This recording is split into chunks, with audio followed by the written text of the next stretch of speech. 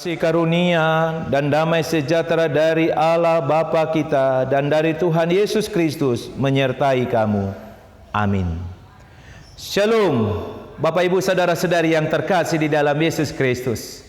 Tuhan menyapa kita hari ini melalui firman-Nya yang terkandung dalam kitab Amsal 14 ayat 34 demikian. Kebenaran meninggikan derajat bangsa, tetapi dosa adalah noda bangsa. Ungkapan meninggikan derajat bangsa menekankan bahwa kebenaran sangat berharga dan bermanfaat bagi manusia, sebab kebenaran meninggikan, menaikkan, mengangkat derajat, martabat dan kualitas hidup manusia secara pribadi, keluarga, masyarakat maupun bangsa. Sedangkan ungkapan noda bangsa menekankan bahwa dosa sangat merusak hidup manusia, menurunkan derajat, martabat, kualitas hidup manusia secara pribadi, keluarga, masyarakat, dan bangsa menjadi hina.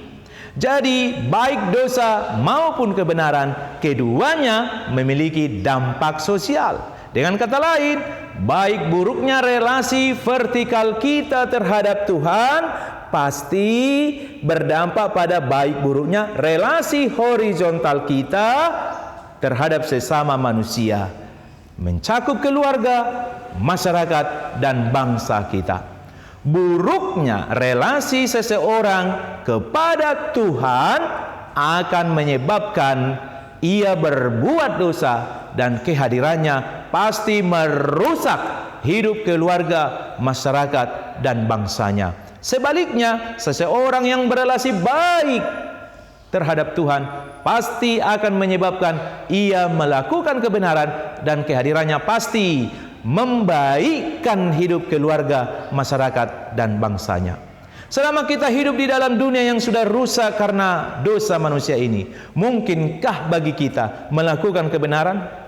Mungkinkah di hari ini, di dalam rumah kita, di tempat kerja kita, di ruang publik kehadiran kita, kita melakukan kebenaran? Mungkinkah di hari baru yang dikaruniakan Tuhan ini, kita melakukan kebenaran? Jawabannya sangat mungkin. Bagaimana hal itu terjadi? Berdasarkan 1 Yohanes 3 ayat 8, Yohanes 8 ayat 44, dosa berasal dari iblis. Iblis berhasil mempengaruhi Adam berbuat dosa, sehingga dosa dan maut menjalar menular kepada seluruh umat manusia, sebagaimana ditegaskan Rasul Paulus dalam Roma 5 ayat 12. Oleh karena dosa merupakan pemberontakan manusia kepada Tuhan Allah, maka hanya Tuhan Allah yang berkuasa mengampuni manusia berdosa. Dan inilah kabar baik bagi manusia berdosa. Tuhan Allah telah menghapuskan dosa umat manusia melalui Yesus Kristus.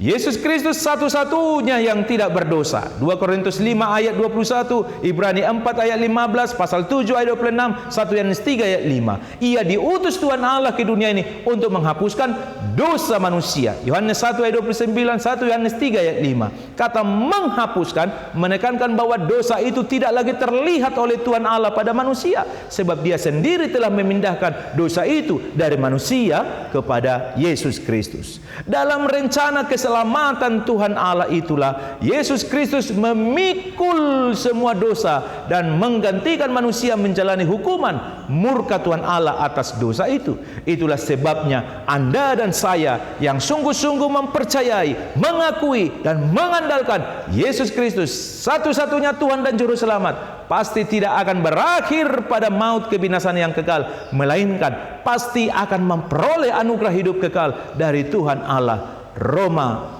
6 ayat 23. Nah, hidup melakukan kebenaran bukanlah keterpaksaan, bukan kewajiban atau tuntutan moral. Hidup melakukan kebenaran merupakan akibat dari percaya, pengakuan, dan penerimaan kita akan Yesus Kristus. Sebagaimana dikatakan oleh Rasul Petrus, Ia sendiri telah memikul dosa kita di dalam tubuhnya di kayu salib, supaya kita yang telah mati terhadap dosa hidup untuk kebenaran. Oleh bilur-bilurnya kita kamu menjadi sembuh. 1 Petrus 2 ayat 24. Mempercayai Yesus Kristus di dalam hati kita menyebabkan kita telah mati terhadap dosa, tetapi hidup untuk kebenaran.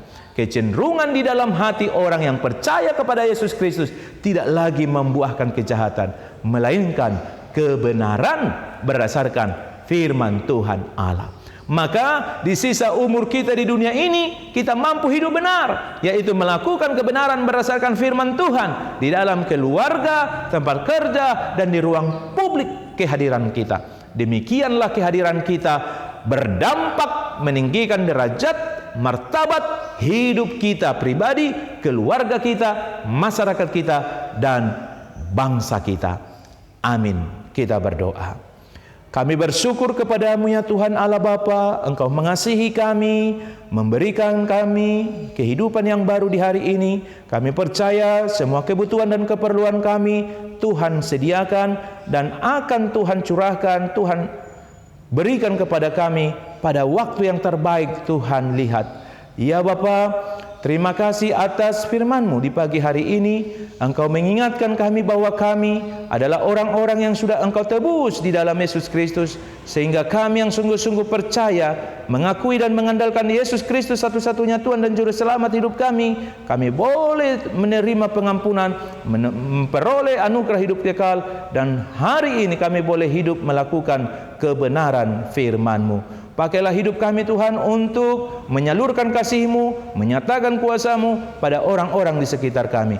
Berkatilah semua yang kami kerjakan, jadikan berhasil, sukses, dan ada rezeki yang boleh kami bawa di tengah keluarga kami, dan perkenankan kami boleh menikmatinya dengan rasa syukur dan melimpah sukacita. Berilah kesembuhan bagi yang sedang menjalani proses pemulihan, mereka yang terbaring sakit di rumah sakit maupun di rumah mereka, termasuk yang terpapar COVID-19 sampai hari ini. Tuhan, tolonglah beri kesembuhan pada mereka, teguhkan iman mereka, teguhkan pengharapan mereka kepadamu Tuhan, sehingga mereka tidak berkecil hati, mereka tidak merasa kesepian, mereka tidak merasa ditinggalkan. Tuhan menyertai mereka. Berkatilah juga Tuhan keluarga yang berduka cita, yang kehilangan anggota keluarga mereka, sehingga mereka terhibur Tuhan dan mampu menjalani kehidupan yang Tuhan beri. Lawa dan berkati bangsa dan negara kami ini di tengah pandemi COVID-19 ini, terjadi pemulihan Tuhan, dan mampukan kami semuanya boleh mengerjakan bagian kami masing-masing, melakukan protokol kesehatan, sehingga kami boleh menjaga kesehatan kami sendiri dan kesehatan komunitas kami.